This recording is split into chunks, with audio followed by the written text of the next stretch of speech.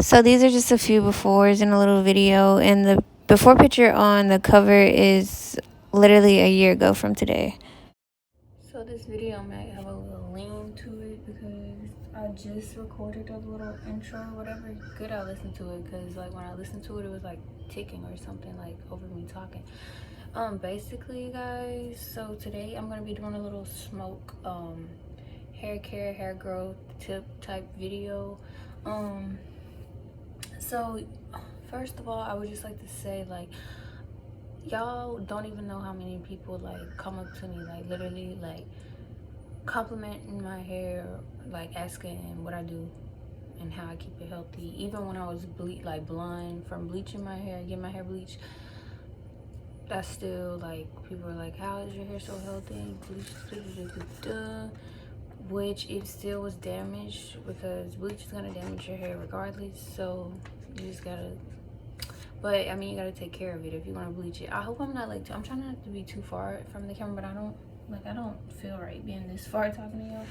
I'm gonna scoot up some. So y'all, this fucking odd ass numbers keep calling me and I'm fucking tired of that shit. So anyways, yeah. So yeah, but yeah, one of the like main things I hate is when people ask me for advice on what to do for their hair and they don't fucking follow it. And like, you know, I know they don't follow it. Not that I like keep up with everybody who asks me, but like some people I know they don't follow it because like they don't see results. And I mean, I can't tell the difference. And I'm not trying to act like I'm just some hair professional, but like, I mean, I pretty much know like probably more than a lot of these hairstylists, especially ones that don't specialize in curly hair. But because I've literally been doing research on my hair and like my hair type, curly hair period, like since I was 13, and I'm 22 now, so I think I'm pretty, you know, self-taught. And I mean, you ain't gotta listen, you ain't got to, but I mean, it's gonna help you. And I'm not trying to sound cocky or nothing, it's just like, I know what the fuck I be doing basically, so. But yeah, so the reason why I didn't like the blunt is I wanted to get that little part out before I start talking. Oh, that's what I was gonna say. Like, I know it's been a minute and my videos aren't as consistent, but it's just like, y'all, like, I get tired of staying myself. I get tired of hearing myself. I don't want to, like, I don't know. It's just weird, but that's just how I am. I'm not like, maybe when I like when I graduated high school and a little bit after, no, when I was in high school and like a little bit after high school, I used to be all on like Snap, lip sync, doing all that shit. Like now I just be like, chill out. Cause like I said, I don't be liking to see all this shit now. I don't know, that's just me though. But so yeah, I didn't like the blunt. Did I say that? Because I don't have a lighter and I have to use my stove. So yeah, I'm gonna go do that and be back. I got my little handy dandy notebook because like I know when I start smoking, my ass is very forgetful, even when I'm not high. So I have to write down what I'm gonna be, you know, talking about. I got a whole list or whatever. So I'm just gonna fucking do that and I'll be right back. Okay, and I also want to say a little disclaimer. This isn't, this video, it isn't limited to like only curly hair people. Like you literally can follow this if you have any type of hair type. This is like any hair type, but you know, this is just what works for me.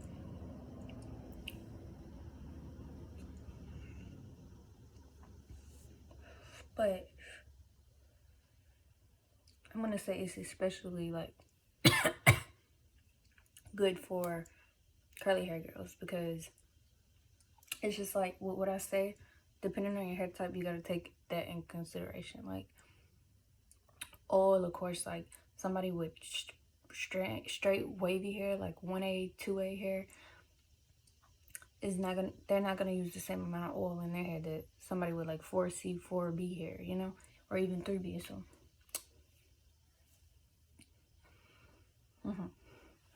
so the first thing I have on here, I'm gonna kind of go like diet and then into like, you know, other stuff.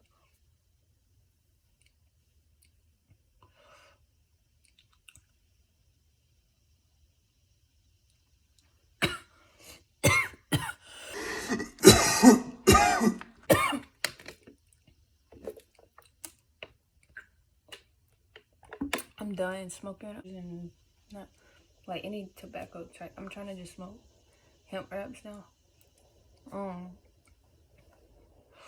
Just tobacco free shit. Period. But I'm not gonna lie, I'm gonna like have the occasional wood probably.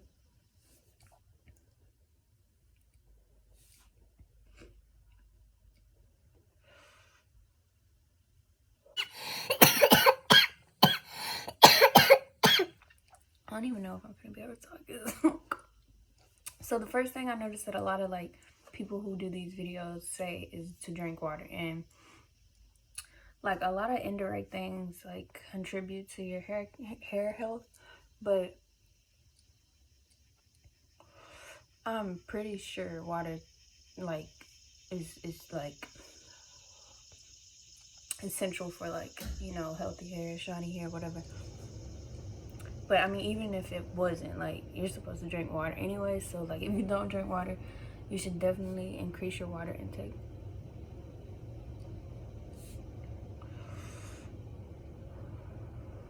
The next thing is, of course, like, these are the little boring things, you know, that everybody says, but it's definitely eat healthy, eat better. You know, it's hard to just always eat healthy because I don't even do that myself all the time.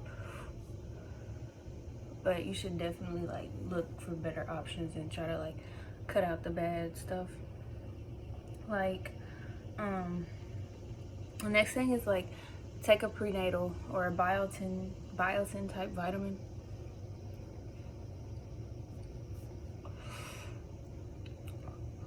Or a vitamin period, just like an everyday vitamin. Just do your research. But one thing I can say, a quick like, okay, one thing I've been using, and I brought it, they're called thyroid support.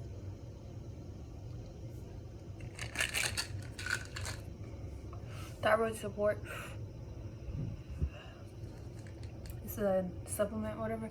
And basically, okay, so if you know, so a lot of pregnant women, after they have their babies, they go through postpartum hair loss, and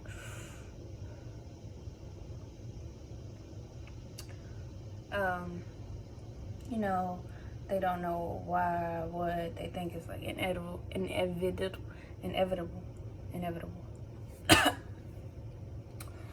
Like it's just gonna happen, but that's not necessarily true. Maybe I can't speak for everybody because I'm no scientist or anything, but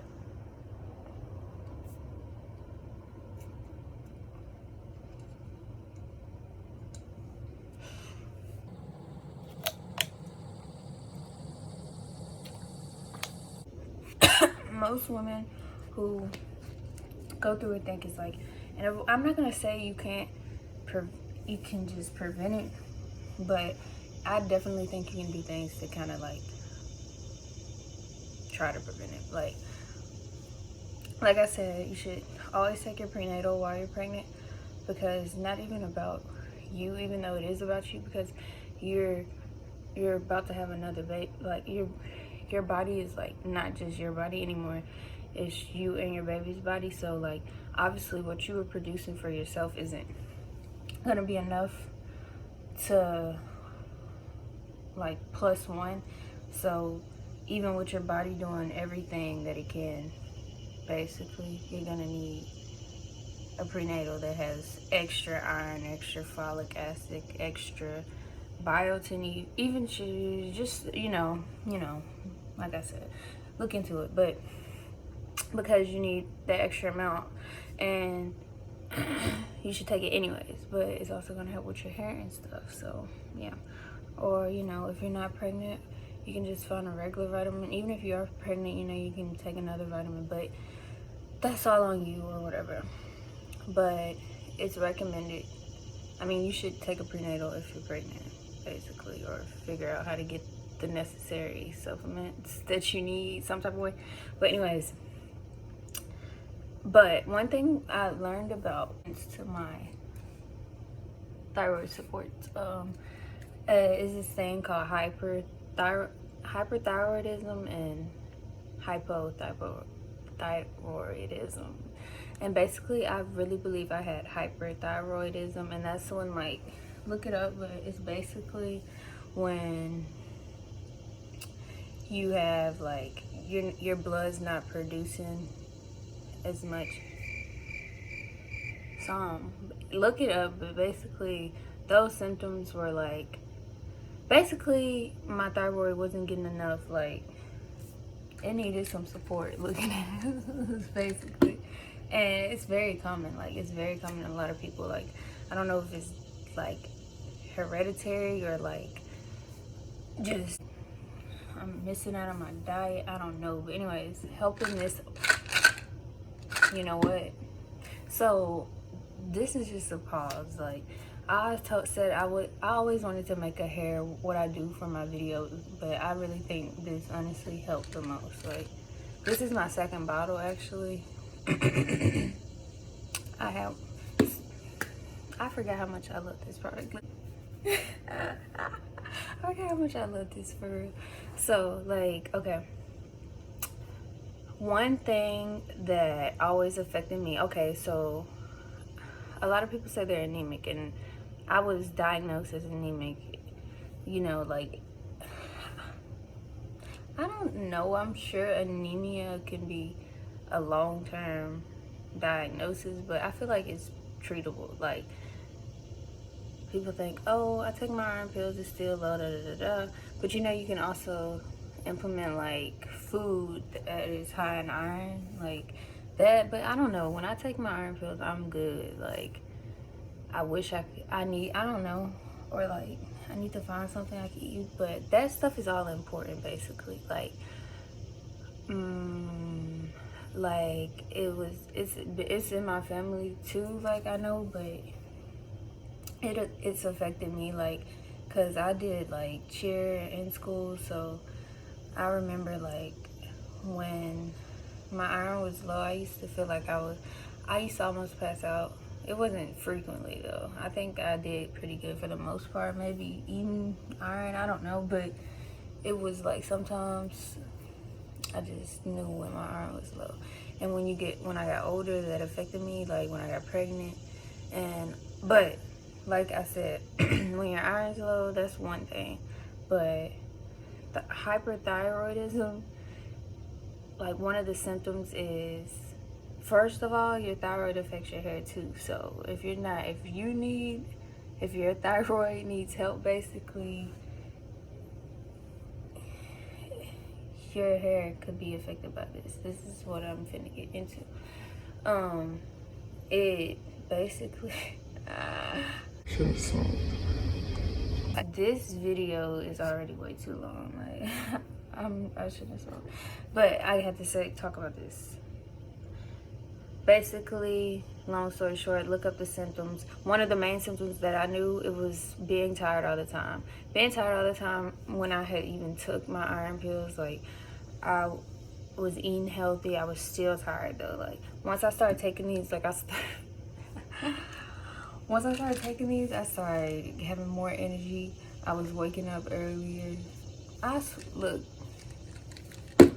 I swear by it. I don't remember the price. It's between $20 and $25.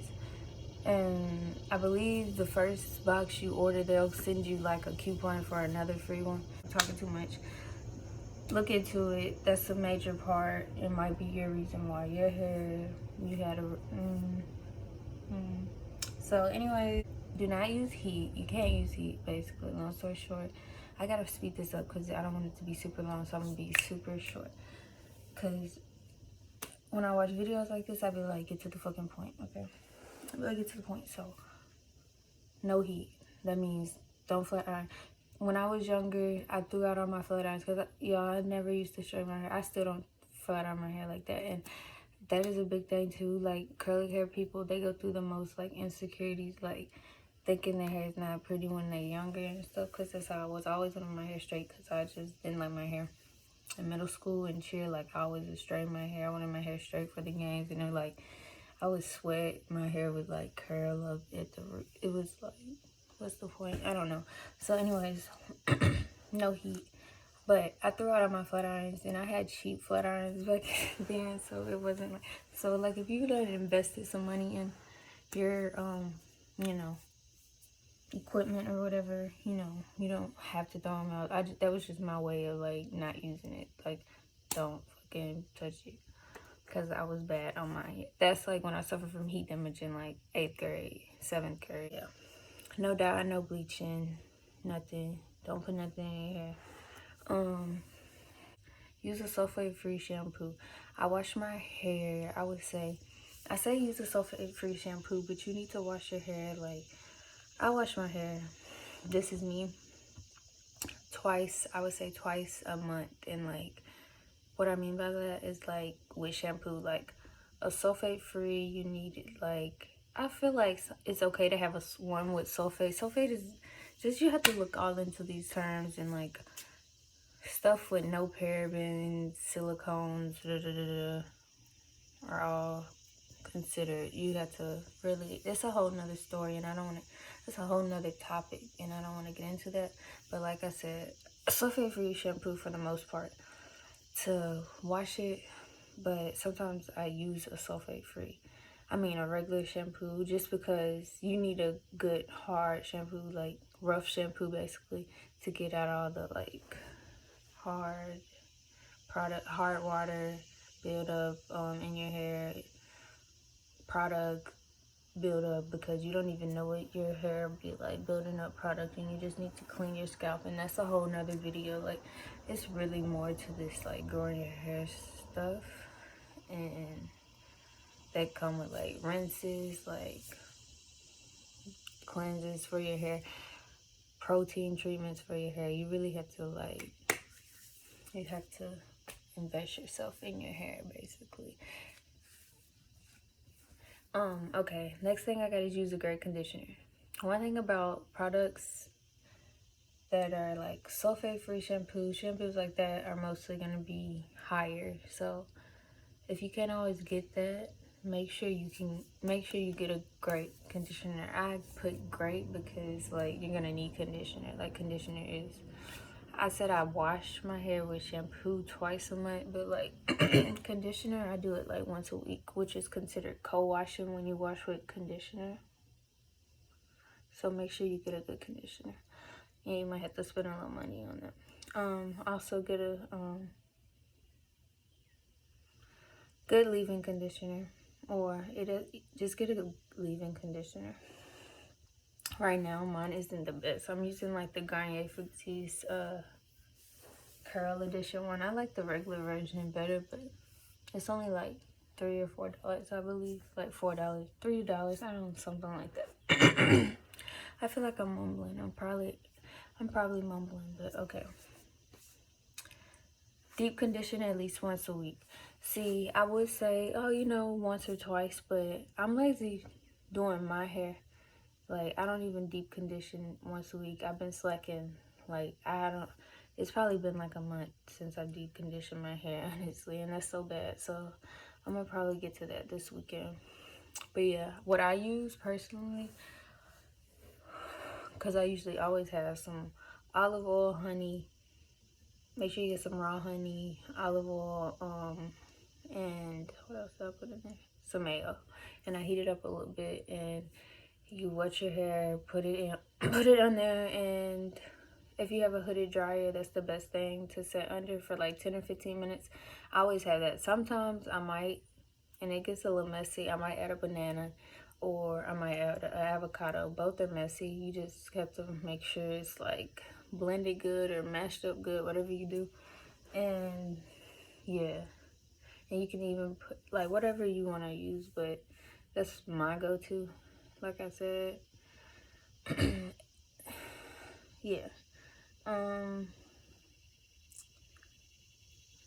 sometimes your hair can get over moisturized. When it's over, I try to shorten it as much as I can, but it's gonna be long because like I gotta like, when I tell something, it's like I gotta tell, like I gotta detail it, because it's like